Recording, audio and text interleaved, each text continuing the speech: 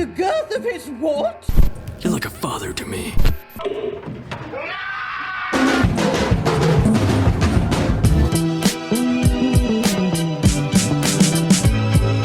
Hey! And go. What's up everyone, Adam from FWCI. This is Nathan Fielder talking about the Rehearsal Season 2 on Jimmy Kimmel. And if you haven't seen my reactions to the Rehearsal Series 2, you can get the full-length versions on Patreon or you can get the edited-down versions here on YouTube.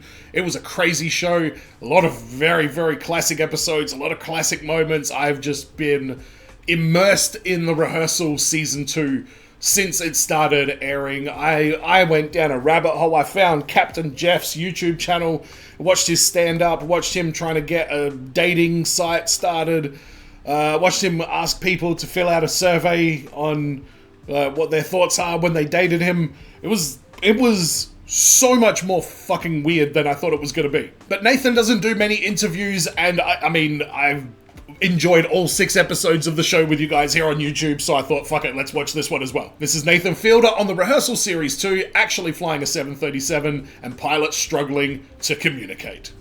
Yeah, show off this particular shot right here. And the face he pulls when he looks out the thing. All episodes of the Rehearsal. What a tease.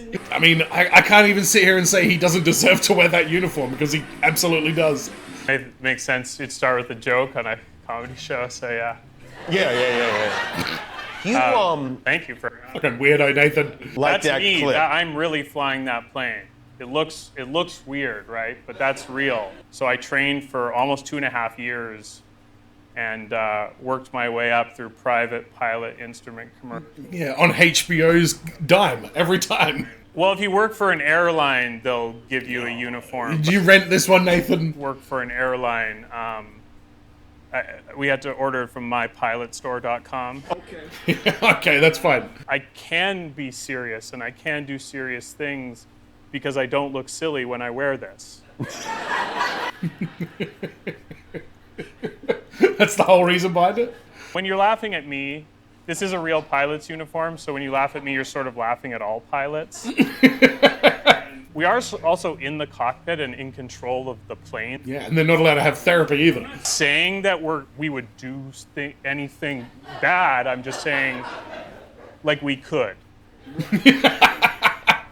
I've been interested in airplane crashes for almost 20 years. I've been just like, as a hobby looking into it. I started to notice that, I don't know what's funny, but I started to notice that the co-pilot will know something is wrong or they're like something might be. And it is a big issue, and hopefully after they watch this series, as preposterous as some of the things that you do on this show are, the message is really clear that they need to address That's what we were trying to do, and that's why I actually went as far as becoming a 737 pilot.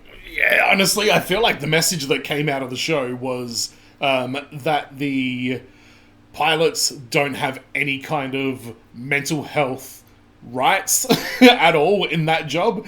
That was the big takeaway for me, and that there was very much a whole like, whatever's said on the surface, then you just go with that kind of mentality in the whole sort of world. But it wasn't so much about them. It was about them communicating. That was also a part of it. But there was a few things that came up during Series 2 of the Rehearsal. And it's very hard to convince someone to lease a comedian a 737. I bet it fucking is. I do think when people look back at this miracle over the Mojave, turning point in aviation, if they now we understand this issue. So it has that. Are they calling that's fine, this but the miracle over the Mojave?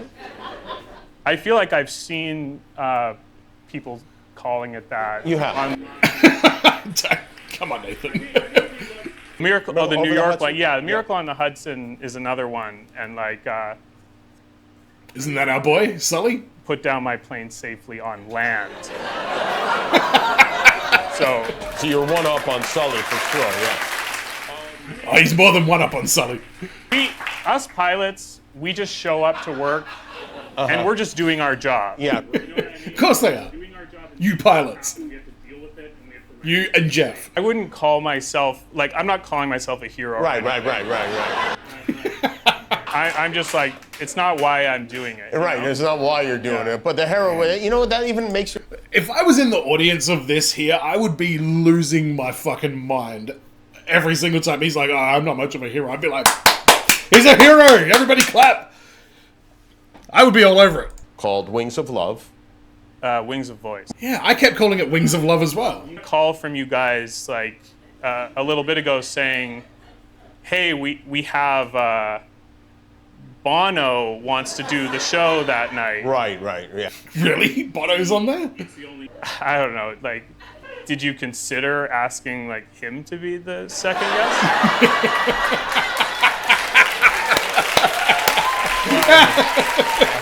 Honestly, I hadn't thought of that. Yeah, I bet. Slide over and let Bono have the top spot is more evidence of your heroism. All right, Jimmy, that was a good way to get out of that. Ah, Nathan. Yes, please, go check out my reaction to The Rehearsal. I watched all 6 episodes. I did the first series as well. I think there was like 1 or 2 episodes that the audio messed up and they're not on YouTube. But the most important one is on YouTube, and it's my reaction to episode 1 of series 1. Core Skeet and his fraudulent academic credentials. And let's help him figure out how to tell this incredibly chatty woman that he does trivia with. Nathan is such a weird guest on these talk shows, like, because he doesn't really, like, I'd say break character, but is he in character? Like, that's the thing with him. Like, he's so strange. And there are stories of people that have met him. I heard a story about somebody who met him years and years ago when Nathan For You was just sort of starting, and they just had this incredibly, like, blunt and weird, awkward interaction with him where they're like, hey man, I saw your show, and he's like, yep, keep doing it, and they walked off, and that was it. And that's really the big question that came out of season 2 of The Rehearsal, was like, what is going on with Nathan? The whole subplot about whether or not he's autistic was amazing. The fact that that came in so late in the season as well is kind of shocking. And I love seeing that The Rehearsal is definitely like the evolution of Nathan For You. Like, no matter what he's done, there's always been like a real specific Nathan Fielder kind of trademark vibe to all of it, and The Rehearsal's really digging in on that. With that being said, I also watch Nathan For You on the channel as well, every single episode of that, so if you want to go back and watch any of those, by all means, I recommend it. Anything with the wolf, I recommend. There was one episode that was like a big flashback episode. I think it was like episode 1 of series 4. And I also did Finding Francis, The Ghost Realtor. I even reacted to The Claw of Shame. So if you want to relive that for some reason, go to my reaction and see how much of it I had to cut out. But I hope you enjoyed this video. Make sure you subscribe here on YouTube if you haven't already. Go to patreon.com/FWCI and enjoy some clips of me reacting to Captain Jeff's horrible online quiz. I wish I could see the results of this. I don't know if I can or not. So just once your email, which is mandatory. How did you meet Jeff? I'm not answering that because I've never met the man. What was it about Jeff that you liked? How long did you date Jeff? Hang on a second, Jeff. These are women that you dated. Why do you need them to tell you how they met you and how long they dated? On a scale of 1 to 10, how respected did you feel while in a relationship with Jeff? Well, in the brief experience that I've had with him, probably a 1. How often did Jeff make you orgasm? And we're straight into it. Let's get into that. Never. He didn't care about my needs.